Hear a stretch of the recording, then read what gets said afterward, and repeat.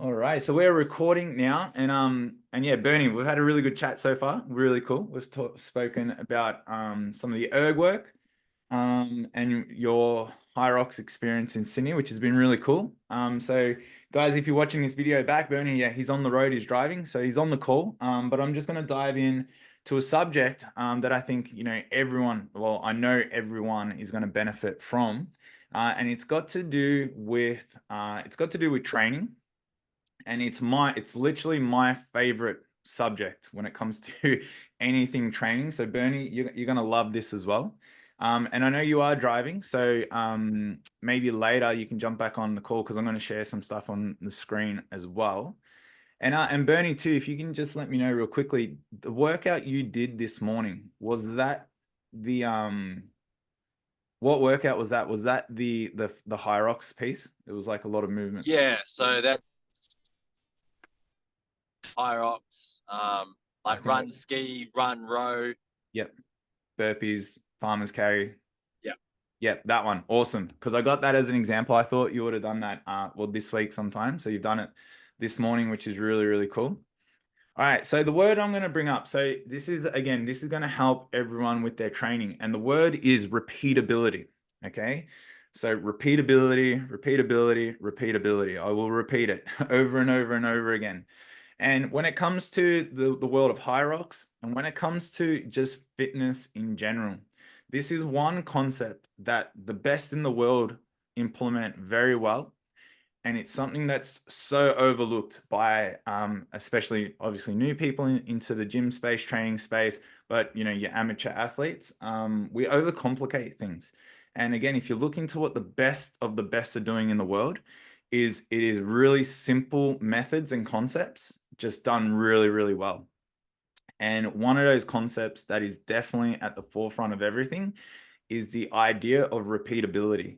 So even when you look to our training program, you will notice that certain workouts do repeat themselves.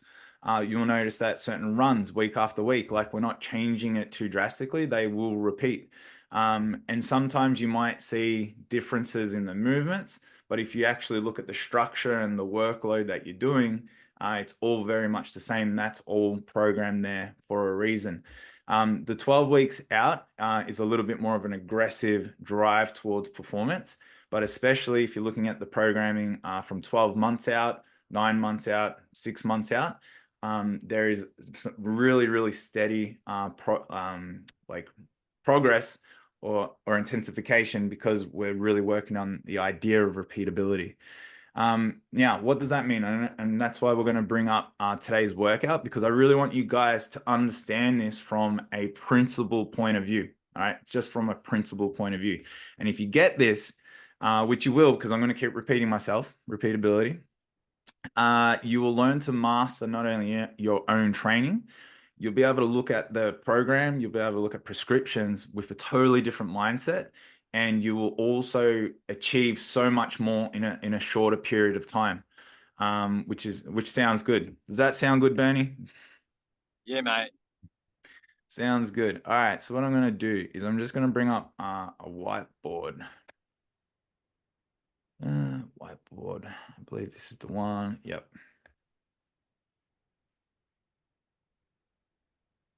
Okay.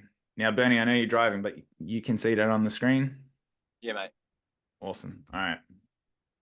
Can I zoom in a little bit away? Yeah, let's zoom in a bit. All right. So again, Bernie, definitely have a look at this later. So as well when you can. But for those watching the video, okay, so we're going to talk about an example. This is an example. Now, I've chosen this HYROX session because I want to take something that looks more complex, but we're going to make it really, really simple. Now, again, this is how the intention behind workouts and what I want you guys to be working on in a session. Now, this session could also be something as simple as, and Bernie, this is what I was mentioning with the ergs. It could be like a 500-meter row, rest for 2 minutes, and do 12 rounds. Like that is a very typical rowing type workout to improve. It's a big workout, but the idea would be you're doing the same thing for 12 rounds, right? So like this workout you did this morning, we did the same round for 4 rounds. So the idea and the principle is the same, just the workload and what we're doing is a little bit different, but our objective is still the same. Okay, so this is for training. So for training, we've got the word repeatability. So if we're looking at this workout here, and I've got it here on the screen. So this is what I would really love to see, and I'm just going to write it here. So let's just say Bernie. Oh, well, Bernie, really good example. I'm glad you're on call, actually. How long did like round one take you? Did you record your rounds at all? I did have it as a total time. I need to check the splits. Yeah. Um, Real roughly, what do you reckon round one took you? what was the first one? So 500. Uh, uh, I think it took me about maybe 14 minutes. That's give or take. I could be wrong. Yep, perfect. All right, that's I about could right. be So, wrong though. yeah, absolutely. So like, let's just say 14 minutes, right? Here it is, me with my drawing. Okay. All right, so it's taken Bernie 14 minutes. Round number one. Now, this is how we should always be looking at workouts. And Bernie, as you get better at pacing and understanding your fitness, ideally what we want to do is, okay, round one, and I'm going to say this as an example. So this is example A. Okay, so round one took you 14 minutes. Then round two, obviously a bit of fatigue's coming in. And maybe we went, we're feeling fresh round one. So round two is taking you now 16 minutes, right? And then round three, let's just call it, it's taking you 17 minutes, right? And then round four, it's now, it's a lot of work being done. It's now taking you like 21 minutes. All right, it's really bad writing, but we get the what's going on there. Okay. So if we look at that from a workout point of view, now I'm just going to do some really quick math. 14 plus 16 plus 17 plus 21. All right, so 68 minutes. So Bernie, how long did the workout take you, by the way? In total, that was an hour. I think it was an hour and 7. An hour and 7. I think. Yeah. Yeah, just real rough is good. Yeah. Okay, just as an idea. So an hour and 7, which, even by me kind of like guessing here, I was an hour and 8. All right. So it's sort of, this is quite typical of most people when they work out, especially in a long workout, right? It's a long one. It's over an hour long. So there's a lot of pacing, and it's also what should be expected. You're feeling fresh on round one. Round two, you're kind of hanging on, and we do expect fatigue to be kicking in. Okay. So this is what is typical. But again, here at HYROX Heroes and with this coaching, we want to be, above average. We don't want to be typical. We want to know how to do things to the best of our ability. So in these training sessions, and I learned this concept from an amazing guy. I did a coaching course through OPEX Fitness in the States, and it was really good. And their whole philosophy, like one of their key philosophies was they always said, reward the pacer. So this comes back to the idea of repeatability. So what they always had a focus on, and again, this is what like all the elite like track people do in the States, proper elite level CrossFitters, anyone, is they try find repeatability in the actual workout, in the set. So example, so for B, what we would like to see, or the most ideal way we would love to see this workout would be, okay, we don't need to go 14 minutes. Maybe we're going to go 16 minutes, right? But then we did like 16 minutes, like 16 minutes, 16 minutes. Okay. So that would bring us to 4 minutes, right? As a total. So it's, slightly quicker if we just look at it. This is just an example. But the example that what we really want to find is if we look at person A or workout A and workout B, what's the obvious things that we can see here is we can go, okay, well, in A, they started strong, but they were unable to sustain that pace, right? In workout B, the pace that they were moving at, the speed they were moving at, they were able to sustain, okay? Now, why repeatability is so important is because like HYROX, it's a pacing workout. You got to learn how to pace yourself. So what A tells us is that the intended pace that we went off in round one, or the pace that we thought we're going to continue for the workout, was unsustainable, right? So it's either A, it was a strategy to go out hard and slow down, which is never like the best way because it just exposes you to risk, to fatigue and hit the wall. But it also tells us that we were a bit unsure of the pace that we needed to hold.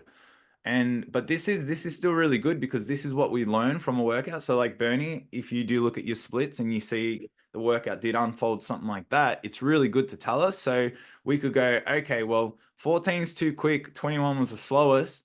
You know, I might need to slow it down to like 17 minutes per round. So I'm actually going to take it a bit easier at the front end, slow it down, control my pace. And like what we said too, Bernie, when we're, HYROX and pacing, erg work, all these stations, it's all about technique and efficiency. So if you're fatiguing, and we know that because we're slowing down, it's like when, our technique is also going to be suffering, because if we're under load, under stress, fatiguing, then things are starting to get harder to do. So that's why it's really important as well to control it at the start. So then we can not only maintain, our pace, but that means we're also maintaining our technique and our efficiency. Like Bernie, does that make sense a little bit? Still that? Yep. So then when we have workout, so then on B, what's really important is, again, we find that consistency. Okay, now with this consistency, so we've done the workouts, we've found the repeatability. Okay, now let's just say we go into week 2. All right, we're going to do this workout again. All right, so A1, B1. So now it's week number 2. So if this person here is going to redo the workout again, we're going to aim, like I just sort of said, Bernie's going to aim for 17 minutes, right? 17, he does 17, 17, 17. Beautiful. So what he's now found is he's found repeatability. He's taken the data from week 1 and now gone, you know what? That data now helped me. I was able now to repeat. And now I've got some consistency. What this person can do now, and what Bernie will be able to do the next week, is go, okay, I was able to sustain 16 minutes per round, right? So that tells me that I potentially can go faster. All right, Bernie's back. How are you, Bernie? Blue Mountains. Blue Mountains. That's okay. Bernie, just to fill you in real quick. So basically what I was sort of saying here now is, from, like, let's say your workout where you've gone, 14, 16 minutes, 17, 21 example, right? And if you look at your data, potentially you might see something like that, right? Versus if we look at someone who went 16, 16, 16. Yep. So what I was saying now, the next time you do this workout, or you do a workout very similar, you now start to understand, okay, I got to slow it down. I got to slow it down at the start, right?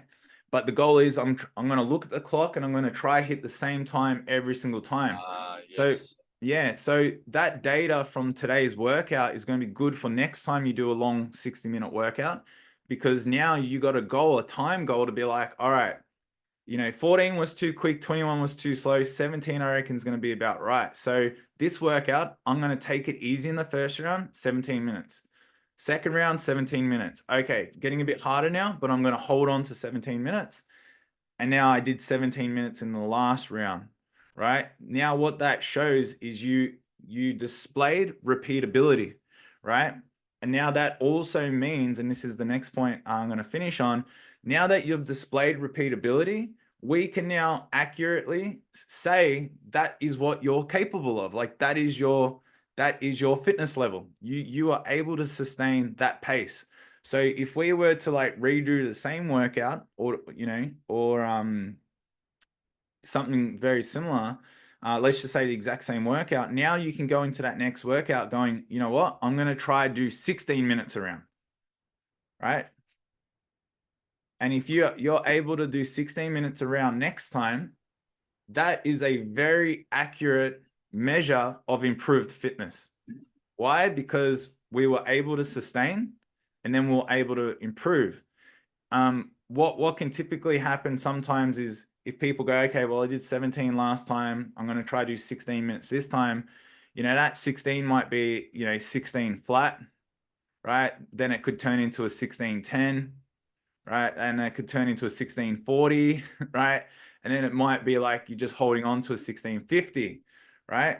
So it's still much better, marginally better, but there's still room for improvement. And then, so you now know next time, all right, next time 16 flat is the goal, right? But I got to hold 16 flat, so forth, so on. All right. Hopefully this makes sense. The idea of repeatability. It's a very simple concept, but it really shows us that in our training and our workouts, we're not just trying to complete a workout as quick as we can. We are trying to get that, we call it like intra-set repeatability. We are trying to make round 1, round 2, round 3, round 4 as much of the same, ideally within 20 seconds of each other. And if you get that good, that means that you're displaying pacing, you're learning to control your efforts. It means that your technique, you'll probably find your technique from the start to the end of the workout is very similar because you're controlled. Because we know if we're fatiguing and we're falling off and the times are getting slower, we're probably going to be looking more tired. Our technique is going to be suffering. And these are bad ways and bad habits to train ourselves with, because we're instilling, we're just instilling like just do hard work and get through it, rather than am I progressing fitness? Am I progressing my technique? Am I finding efficiencies? Okay. So that is the idea of repeatability. I think when we look to like something as simple as like running, okay. So if you go out for like a 5K run, okay, I think no one would say, all right, I'm gonna go out on this 5K run, running, like 3:30, and I'm just gonna see how long I can hold it over 5Ks, right? And then, so you go from 3:30 and then you finish a run at like, let's call it 7:20, right? Like we understand that that's not how we would run 5 kilometers. Most of us, if we run 5 kilometers, just real, thinking, all right, it's a longish sort of run. All right, we're gonna, my pace is like 5:30. And I think when it comes to running, we understand that we want to sustain that pace for the whole time, right? Is that like a fair sort of way to look Yep. at it? So when it comes to functional fitness, when it comes to HYROX, when it comes to, doing these like functional pieces or metcons or anything, is we got to understand that it's like running. It's a pace. It's the pace. The only thing is like running is just cyclical. So one movement.